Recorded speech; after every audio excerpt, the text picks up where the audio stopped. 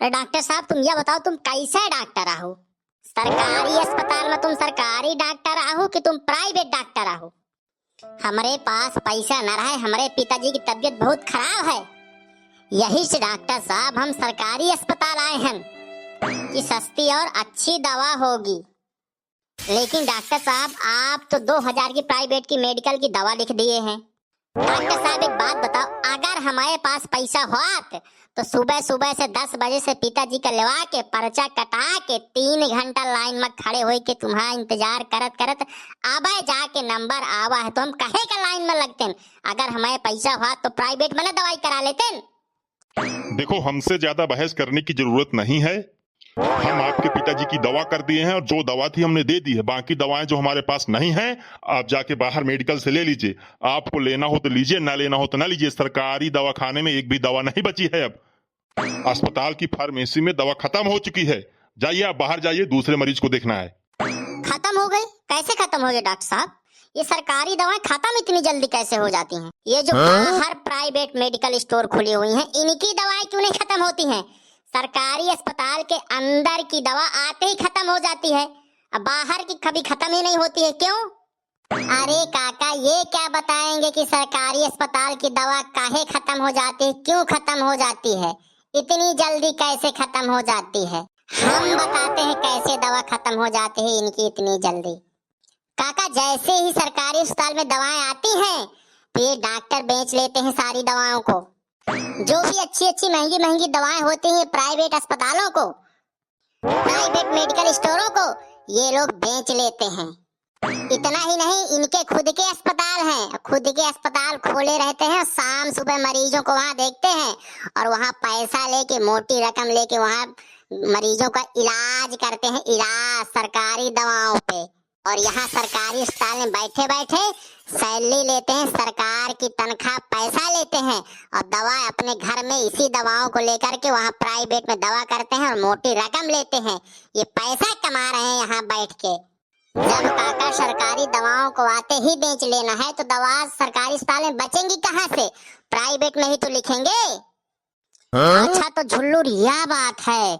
अच्छा, हमें तो पता ही नहीं रहा कि ऐसा ऐसा गेम भी हुआ था भाई अस्पतालन में। डॉक्टर साहब, ऐसा नीच काम करेगा तुम्हें तनिको शर्म नहीं लगती है? तुम्हारा हाथ नहीं डोलता ही? माने डॉक्टर साहब, तुम्हें सरकार इतना पैसा दे थी वेतन के रूप में, रहे का तुम्हें फ्री में आवास दे थी, आवे जाए का गाड़ी दे थी, गार्ड दे थी और एसी रूम में तुम बैठे हो अस्पताल में, वही के बावजूद ऐसा नीच काम करना डॉक्टर साहब शर्म नहीं लगे? तुम्हें गरीब आदमी का इलाज की तेरी सरकार भेजी सी, तुम तो यहाँ बहुत नीचता का काम करते हो डॉक्टर साहब।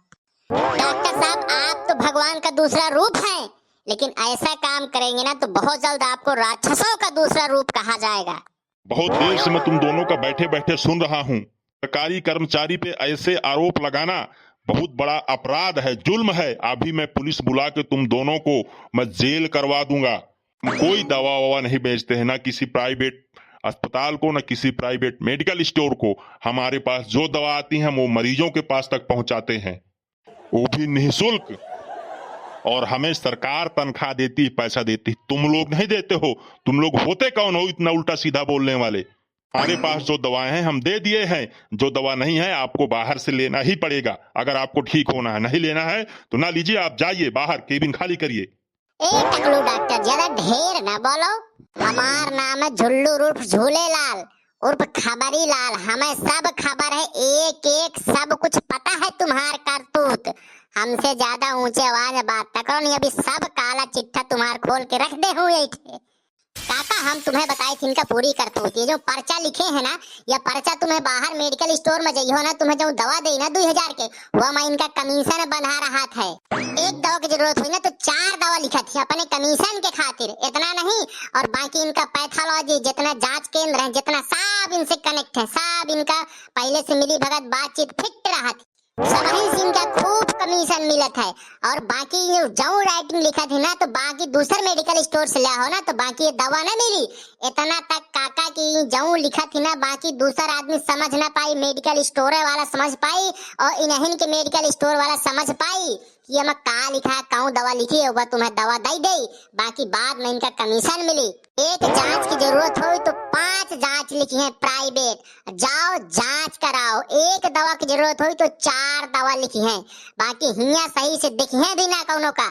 अगर सही से दवा कराना है तो 4 से 10 रात में ये क्लिनिक में बैठते हैं, वहां जाओ, वहां ये लोग दवा करेंगे, यहाँ नहीं करेंगे।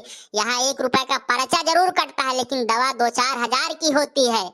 काका वो जमाना रवाना हो गया जब डॉक्टरों को भगवान का दूसरा रूप कहा जाता था, और सच में वो भगवान का दूसरा रूप होते थे। लेकिन आज के डॉक्टर, कुछ डॉक्टर भगवान का दूसरा रूप नहीं, और राक्षसों का दूसरा तीसरा रूप बन गए हैं। अरे भैया जुल्लूर भाई, हमसे गलती हो गई जो बाहर की दवा लिख दिए भाई। तुम लोग तो पूरा काला चिट्ठा खोल के रख दिए।